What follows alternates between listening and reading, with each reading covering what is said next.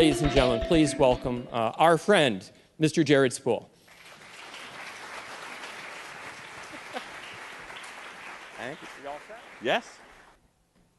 Greetings and salutations, people who make delight. Let's make some noise if you're having fun here today. Excellent. Excellent. 2009, June 28th. Stephen Hawking throws a reception for time travelers. The way he ensures the guest list is he doesn't post the invitation for another few weeks. You have to think about that one. The week before, the CEO of Hyatt, in a similar act of science and imagination, decides to deal with his big problem of rapidly decreasing customer satisfaction ratings by putting together a program where he's empowering his team, all the employees of Hyatt, to every so often randomly just gift something to a guest of the hotel. Give them a free bar tab or a massage at the spa or a room upgrade, just at random for no particular reason. They call this random acts of generosity. And it was an interesting strategy, this idea of delighting customers, putting into play what we call delighters. These things that for a hotel guest would in fact make them happy. But the problem at the time, and the reason that their customer satisfaction ratings were going down, was that they had a lot of frustrators to combat. Sometimes things in the rooms just didn't work, and the hotel wasn't functioning. And they were getting a large number of complaints across all their properties because of quality issues, because of reliability issues, because they just weren't able to make the hotels work. And instead of addressing those problems, they decided to go for delight and focus on delighting people. Hopefully, you can use delight to cover up the bad smell of the failing hotel.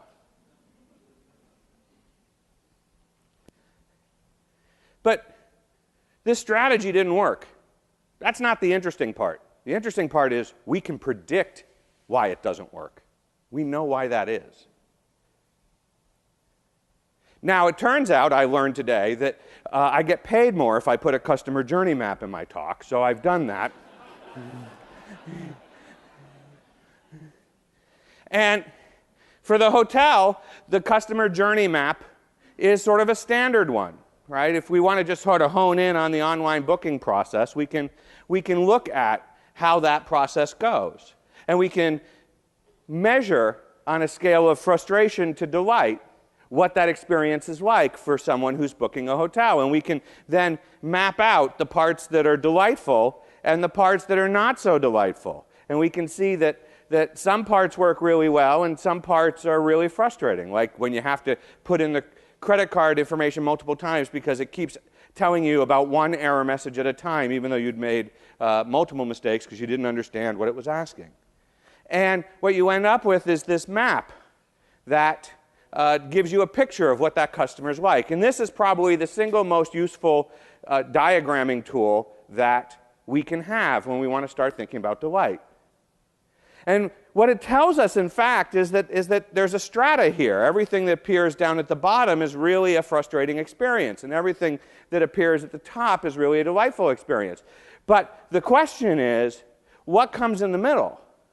What is it that happens there? What's that called? Now, when we go to a restaurant and we get our meal, we want that meal to be delicious, right? We're not hoping that that meal will be just edible. Now he says, you know, I went to this place, there's a food truck, we just went to it, there's a food truck down there. It's got the most edible stuff you've ever had. Nobody says that. You know why nobody says that? Because it's not a very high bar. Edible is the same as satisfactory. When we're asking, is this experience satisfactory, that's what we're asking, right? Here's a satisfaction survey put out by my good friends at United. And they were intrigued by my use of social media. So they asked me how satisfied I was with the social media representative that handled my request. I believe my request was, get your damn airlines to work right. And so they rated this on a scale of extremely satisfied to extremely dissatisfied. What the hell is extremely satisfied? Right? What does that mean? Is that like extremely delicious? Or is it like extremely edible? Right? What is that meaning? The second question on the survey was also awesome. Would you use or recommend social media in the future for support and service?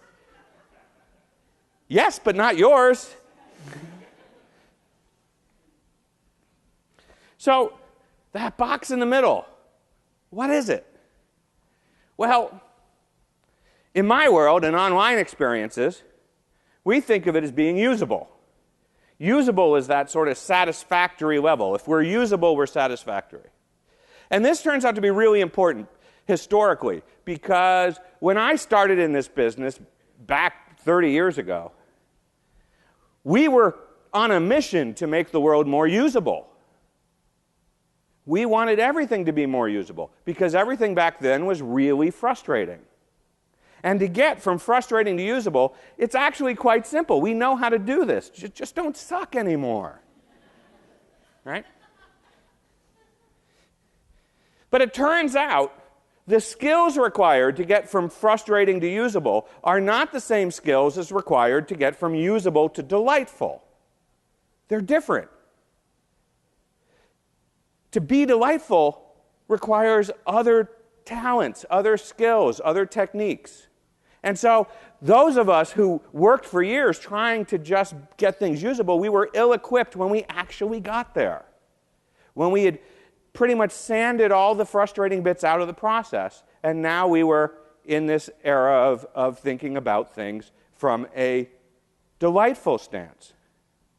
And it took us a long time to realize that not being sucky was not the same as being delightful. And we were stuck because we'd gotten all the frustration removed, but we didn't know how to get the delight added in. One is a removal process, and one is an addition process. And that's key.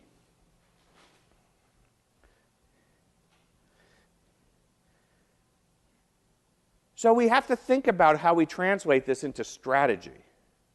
What is the strategy that we're going to use? Now, one way to imagine what UX strategy really is that it's in its essence, it's getting people to go from frustrated to delight, to actually be able to say, all of our customers are delighted, all of our users are delighted, all of our employees are delighted. Whoever we're building these systems for, they are all delighted by what we have done.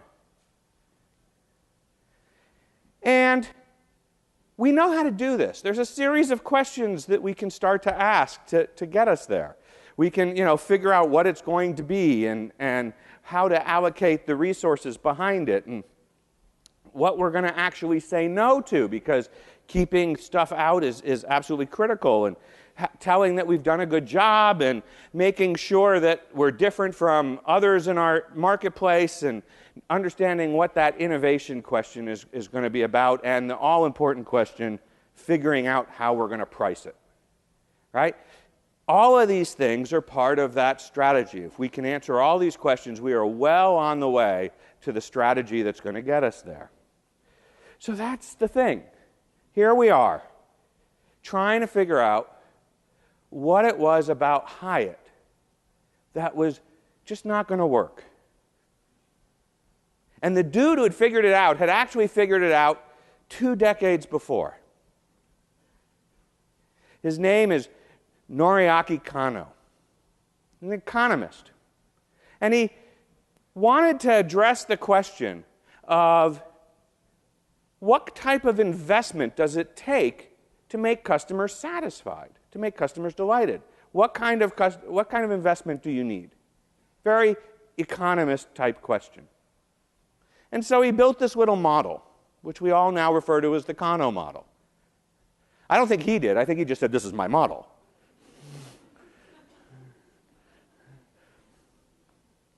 I don't know. I never talked to him about it. But this model has two axes, like most good economist models. One is user satisfaction, goes from extreme frustration to extreme delight. And the other one is investment, going from virtually no investment to a ton of investment. Simple model. And then he started to collect data and see where things laid out on the model. And he quickly found out that there were basically three patterns of how the data would fall onto the model. The first one is called the performance payoff. And the performance payoff is that straight sort of, we keep adding features to what we're doing, and eventually people are going to be delighted because this thing does everything that we want it to do. Right? This is sort of the traditional way that product management has approached building products, creating requirements, going about it. But he found two other curves that were really interesting. One was down in the bottom right, and it's called the basic expectation curve. And it's really about the expectations that we have. If you've stayed in a hotel recently, I'm going to bet that when you came into your hotel room, somewhere probably near the front door, there was another door. And behind that door were some amazing features. A sink, a shower, a toilet. These are awesome. And realistically, you probably didn't get very excited about it.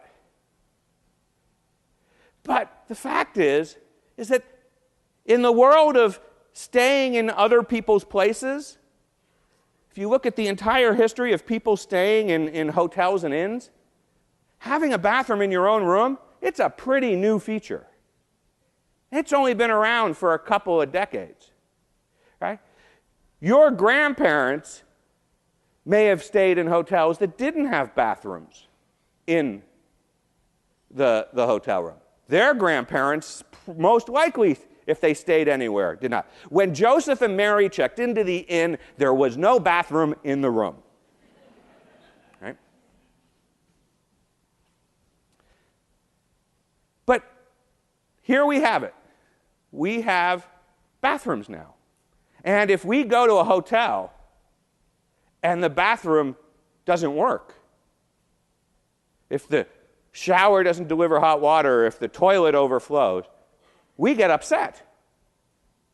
Yet I'm going to bet that nowhere on the hotel website does it say anywhere that you will have hot water in your shower when you start. They don't mention it. It probably was never discussed amongst the marketing team. That's what a basic expectation is. On the other end of the curve, we have excitement generators. And excitement generators are things that delight us.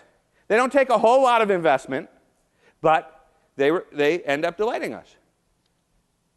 So that's what the Hyatt was going for with that, sort of free room thing, was could we come up with an excitement generator that would get people going? Wi-Fi in the room, right? Excitement. That's great. I got Wi-Fi in my hotel room. It's awesome. So these are these things. And we can sort of take them apart and look at them individually. So let's do that. And let's start with that performance payoff, because that's the one that's most routine. And the performance payoff is about features. Lots of features. When Mountain Lion came out, Apple proudly announced that it had more than 200 features. I'm sure when Mavericks, the next release, comes out, it will have another multiple of 100 features to go with it. Every time, more features, more features, more features. That's how we do it. And there's a cycle to this, and I see this cycle amongst our clients over and over and over again. Release 1 of of the product comes out, usually by some startup. It has just a couple of features, just a handful of them. Everybody loves it. Takes off. It's exciting. People are thrilled with this. Second release comes, or 1.5, add a couple more features. People are even more excited. Great. This is great. We're going great. Okay. Need people to upgrade. We're gonna add a few more features here, and then we're gonna come out with another release and add a few more features here, and we're just gonna keep doing this. Each time we're trying to get more stuff into the product. We need to attract new customers. We need to attract existing customers. We got to get that upgrade dollar. So we're going to keep adding more and more features to every release. And pretty soon, we've got all these features in the product. And nobody can get anything done with it. It is too complicated. It is too confusing. And worse, the code is a disaster because we've been jury-rigging this stuff in one at a time, and everything is miserable. Nobody will touch the billing engine. That thing breaks when you go anywhere near it. So we've got all this wrapper around the billing engine. Oh, yeah, you've got the billing engine, don't you? I can tell, right? It's like, oh, my God, he's talking about us. And so all of a sudden, we've got this disaster. This is what we call experience rot. Experience rot happens when we increase features because suddenly we're also increasing complexity and decreasing the user experience. That's experience rot. Happens every time. See it all the time. So here we are, the world of too many features. Now, this is when they come to us. And they say, hey, we need you to help. So we say, okay, we're going to go meet some customers. Let's go out. We meet some customers. And what do we discover? We discover that most of these features aren't being used. Only a handful of the features are actually being used by anybody. The rest of them are sitting there dormant, or there's just one or two sites that are using it, but not very well. And all those other features are just code that's eating up space, that's causing us stress. So here's what the smart companies do. The smart companies cut out the rest of that stuff. And they make a new release that just has those small features. And this turns out to be how you deal with experience rot. You cut all the bad stuff out and you go back to the basics. Now, here's the deal. Every time I show this to executives, they go, well, yeah, I mean, that must work for other companies, but that would never work for us. Our customers would never put up with it. We're way too down this road. Our sales force would never do it. We've got customers who need that thing we're cutting out. There's no way we're getting rid of all these features. And I say, that's fine. I don't care. Because it's going to happen. They go, no, you don't understand. It's not going to happen. I say, oh, no, it's going to happen. It just isn't going to be you. Right? It's going to be somebody else. And this is it, right? So this is how you deal with it. This is from Jason Fried of 37 Signals in their book, Getting Real. He writes that you have to start the product cycle by saying no. No is the most important product tool we have. If we really want to create delightful interfaces, we start creating delightful interfaces by saying no to most of the things that people want. And that's completely counterintuitive to the design process, but that is, in fact, how it has to be done, because that's the only way that we can deal with the performance payoff issues. We focus on just those things that actually pay off, and we make sure that we understand exactly why every feature is there, because we know coming down the road is that experience rot.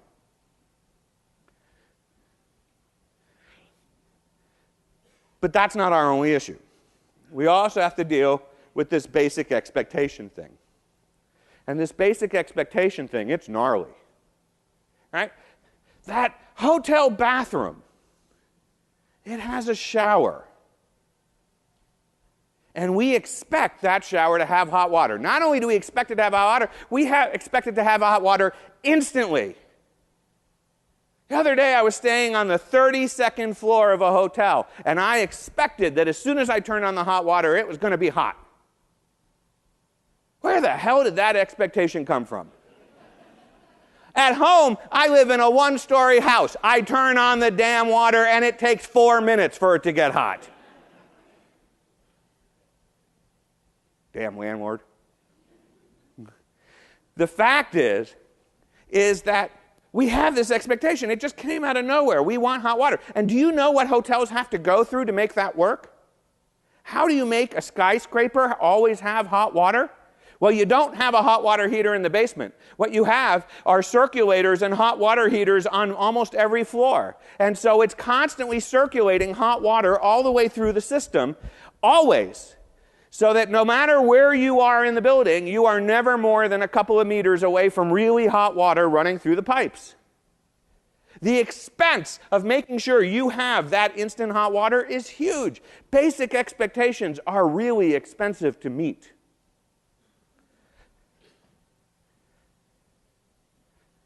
Netflix found this out. They had this DVD model, and then they went to this streaming model, and they thought, well, people are going to like streaming better, so we're going to be able to deal with this. But the problem was nobody paid attention to them when they got into the DVD business, so they were able to get all these deals negotiated with all the studios really easily. But now they were the top dog, and at the streaming thing, the studios were sort of holding out. They weren't negotiating. So suddenly you've got this weird sort of dichotomy where some movies you can instantly watch on streaming, and other movies you can't, and there's no explanation for it. You can't figure it out. Everybody's got this basic expectation that every movie they want to watch is going to be streamable. But for some reason, it's not. And there's no algorithm that will help predict this, and it really creates this thing. So suddenly we have these evenings where the evening is figuring out what movie we can watch on Netflix. Honey, would you like to sit down and spend 2 hours figuring out what movie we should watch? And that's the problem with basic expectations. There's a little village in Ireland called Airfield. But the weird thing about Airfield, Ireland, is it does not have an airfield. But Apple Maps, for some reason, thought it did. And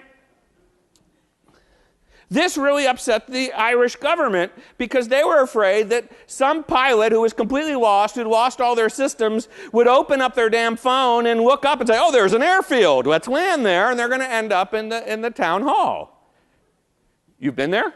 No, but Apple Maps has been directing people onto the runway at the Fairbanks International Airport. Okay. So, yeah, I could believe that. And this is the problem with maps, right?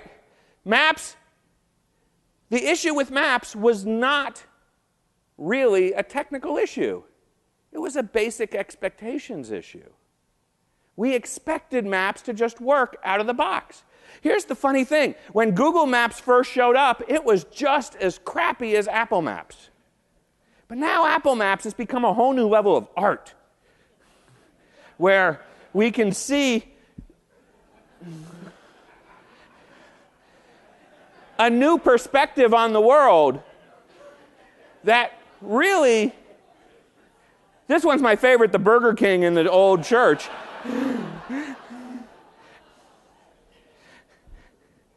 I think Burger King actually means church in Danish. Is Burger Kingish vegan?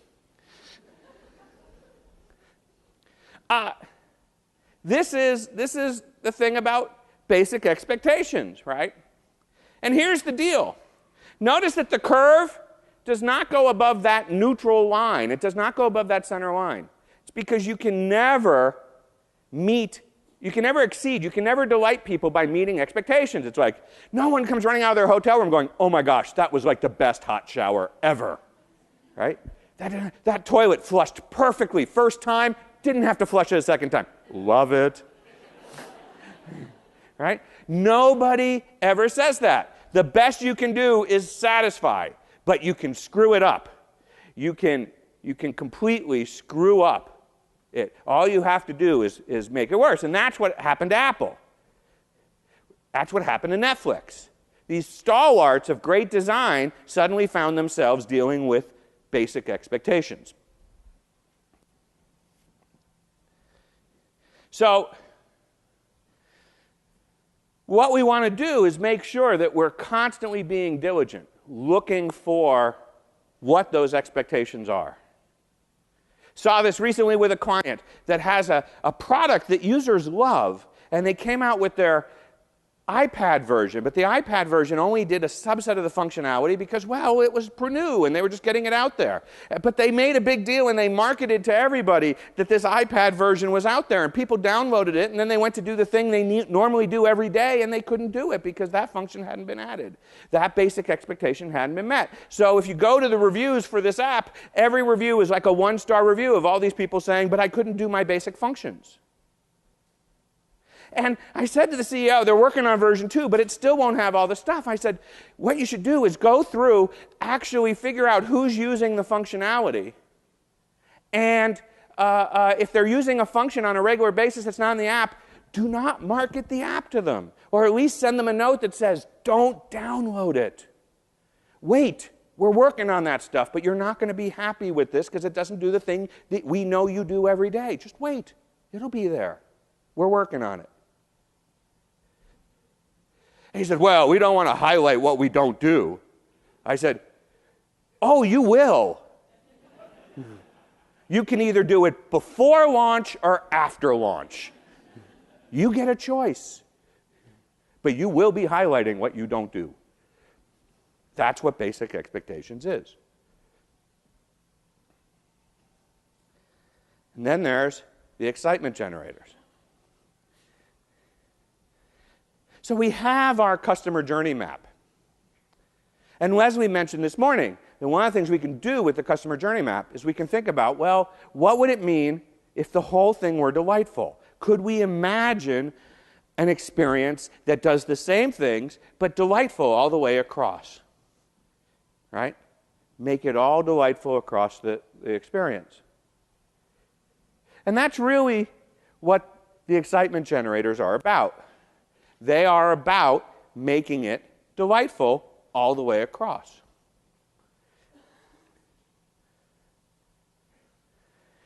And it turns out that we can break this down a little further.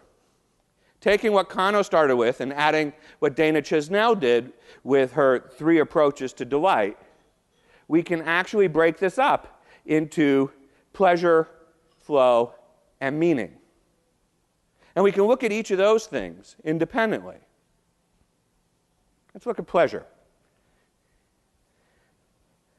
So these dudes at a university decided to try a little experiment.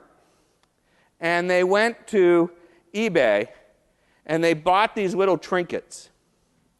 Just little knickknacks that they bought, random things they found. This one cost $3.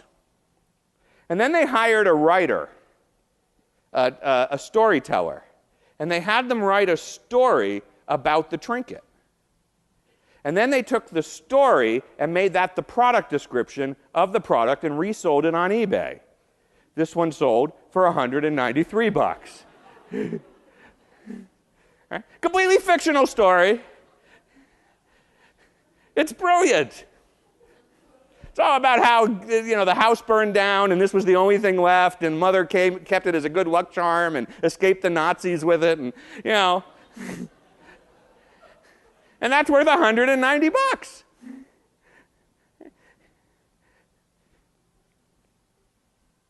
Stories delight. They bring pleasure. And it's not just, fictional stories about saving the lives from the Nazis, right? It can just be a good product description. We brought people in. We do these things. They're called compelled shopping analyses. And what we do is we bring people in who are shopping for products, and we actually, the participants we recruit are actually in the process of shopping. So in this case, we found people who are shopping for cameras and who are planning to buy one in the next few months. And we actually bring them in, and with our corporate sponsors' money, we actually give it to them to pay to buy the camera. So if they find the camera they want during our study, they can actually use the money we give them to buy the camera. And so we give them the money for that. And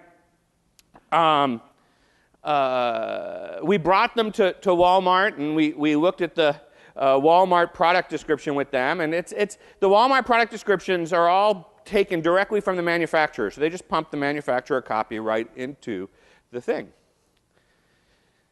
But we also looked at another company called Crutchfield, and we had people shop for cameras here. Crutchfield has a ton more information. It just sort of keeps going and going and going, and they offer all these sort of accessories and all these pieces to it. And it was really stunning.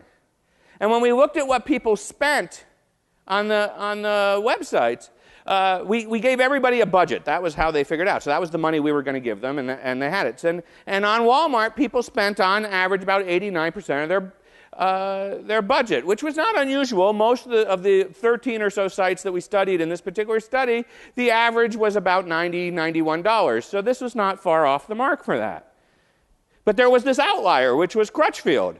They came in at 237%. That means that not only did they spend all the money we gave them, but they added another $137 for each $100 we gave them on the camera. And that was really incredible. They spent way more money, and the only difference, it's the same product, the only difference was the stories that they told. And when we talked to them about it, they just enjoyed shopping at Crutchfield more, because that content is all written by people at Crutchfield. It's written by camera enthusiasts who work at Crutchfield, who actually write the content and talk about what they do with it and what they love about the camera and all these things, and it goes on for pages, and it works.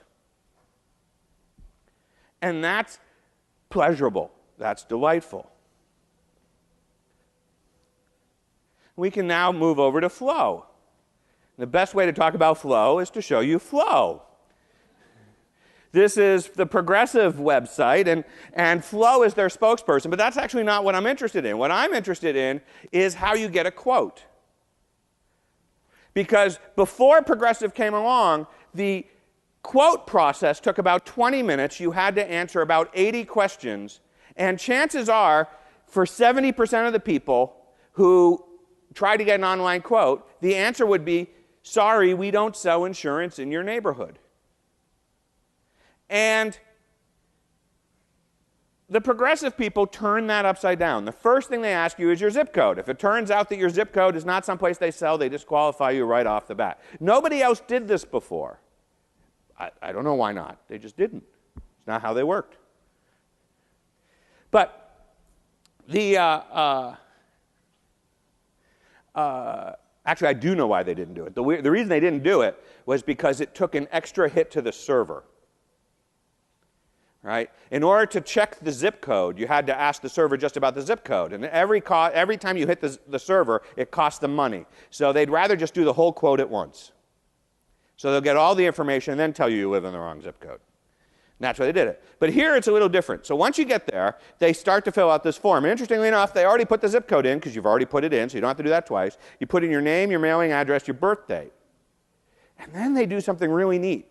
They go look up and see what cars you own and actually show you pictures of the cars that are in the registry or in the Department of Motor Vehicles database, and say, are these the ones you want to insure?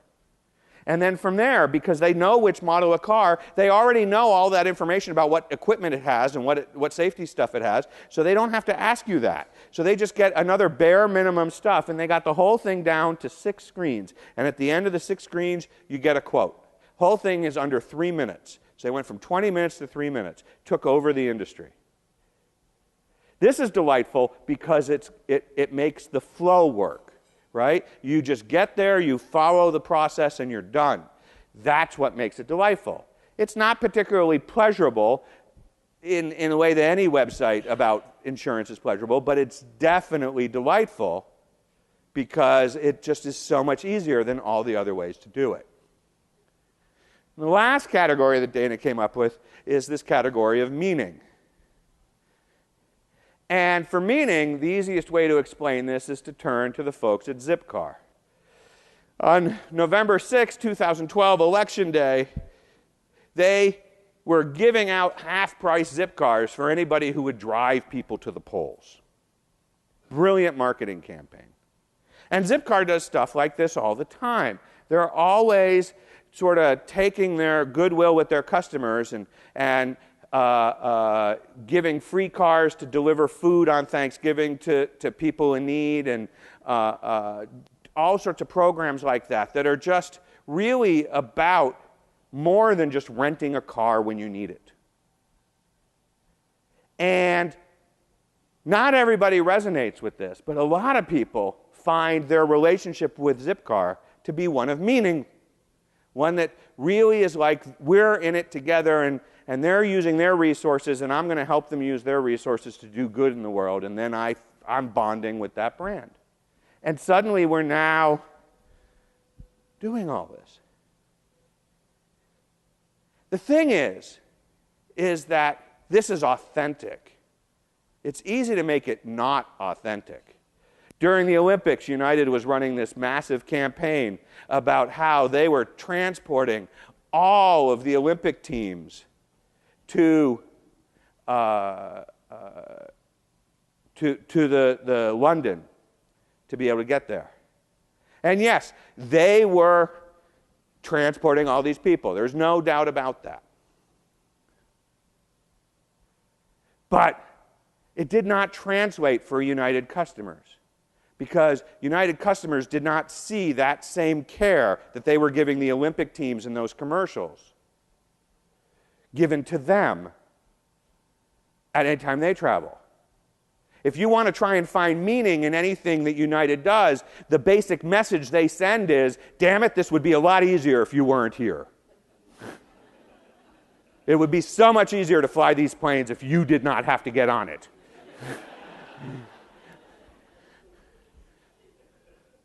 And so there's no meaning there. So if you're going to do the meaning thing, you have to be completely 100% authentic, which means it has to go down to the core of your business. And most people can't pull this off. But this is it, right? This is this idea of pleasure flow meaning that actually get us there. And we can put the puzzle back together and see the whole Kano model in its full form. There's one more thing about it that I haven't told you. And that is that these excitement generators, over time, they just become basic expectations. It used to be that when you got to the hotel room, it was really exciting that they had Wi-Fi. Now, if you go to a hotel room and they don't have Wi-Fi, you're pissed. What do you mean you don't have Wi-Fi? What do you mean I have to go to the lobby to get Wi-Fi? What do you mean I have to pay $30 a night for Wi-Fi in your hotel? That's ridiculous. I pay $40 for an entire month at home. I'm just going to have Comcast show up before I get here next time and install the damn thing. 2 nights I've paid for a month. You can thank me. Room 413 has Comcast Wi-Fi.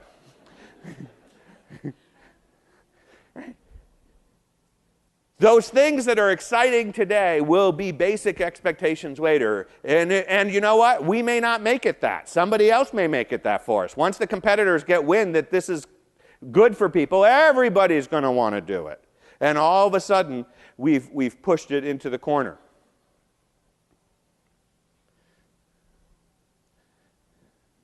So those excitement generators are the hardest piece of this to do well. And we can do the pleasure thing. That's just being cute and clever with our copy and going off and just making sure we've done the right pieces of it. But that meaning part, that's the most difficult. And that's really where we have to work hard.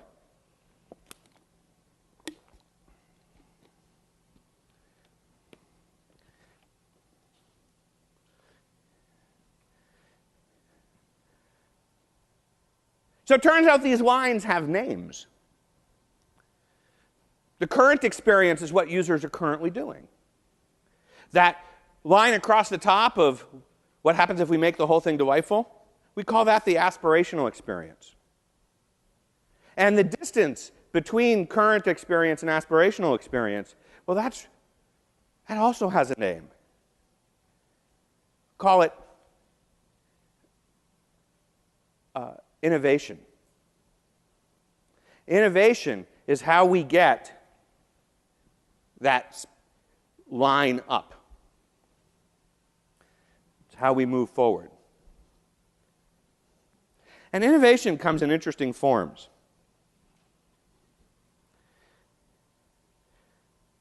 Leah talked this morning about her work at Intuit, and Intuit's been doing some really interesting things.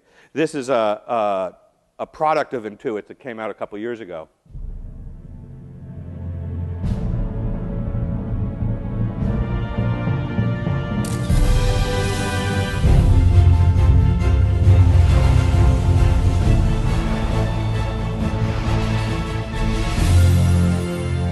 It sucks the ink right off the form. No, it's called SnapTax, and what it does is it basically takes the W-2 form that you bring home from your employer, and it takes a picture of it. It reads the text off the picture, it fills out a 1040 EZ form, and after you've taken all your W-2s, because there's a good chance you've got multiple of them, it will then compile all that data. It even has your name and address on it.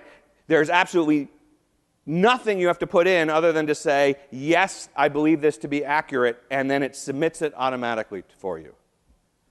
So all that effort of doing your taxes for the 65% of Americans who fill out 1040 EZs every year, it does all the calculations, figures out the EIC credit and all the other pieces of it, and it does it. And it's really quite simple in how it works. It takes a picture, it OCRs it, it then fills out the form, and then it submits it. And what's interesting about this is that that's innovation. Combining all that was innovative. Now, innovation is a word that is used all the time.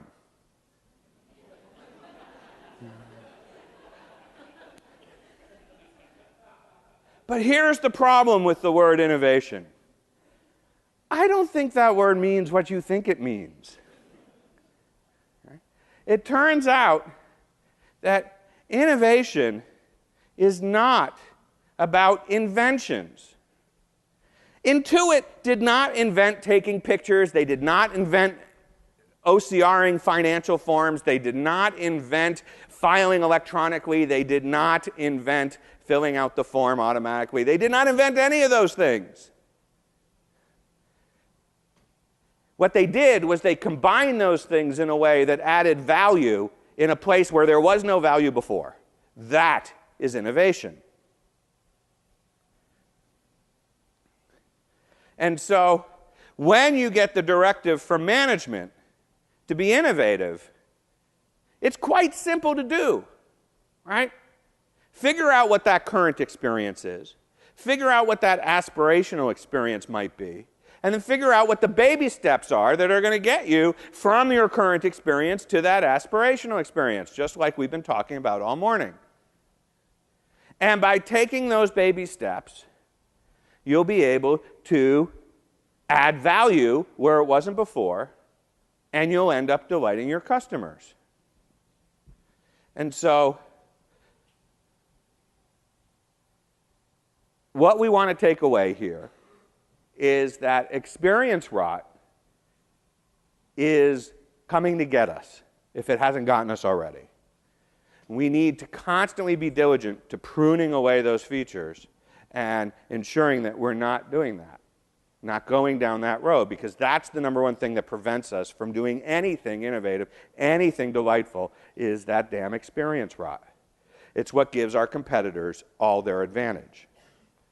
And what we need to make sure we do is we go and we are constantly studying basic expectations.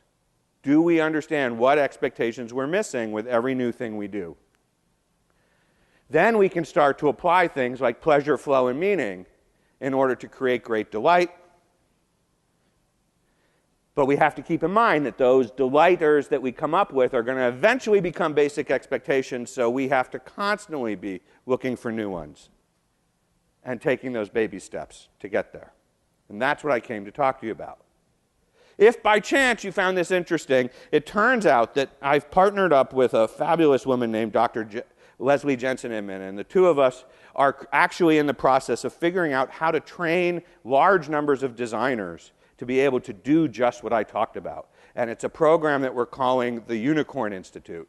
And it's to create designers who are generalists who can go out and work with companies inside the companies and be these armies of folks. And if you're interested in design education and what's happening for vocational education design, and particularly how it can help your company, check out unicorninstitute.com, a URL, I might add, that I was very pleased that was available. And also, if for some reason you found anything I had to say interesting, I've written a ton of this stuff on uie.com. My email is jspool@uie.com, and please, by all means, feel free to connect up with me on LinkedIn. If you work in UX, I definitely want to meet you and talk to you there. And finally, you can follow me on the Twitters, where I talk about design education, things like the Kano model, and my newest insights into the amazing job that United is doing in their customer service entries. Ladies and gentlemen, thank you very much for encouraging my behavior.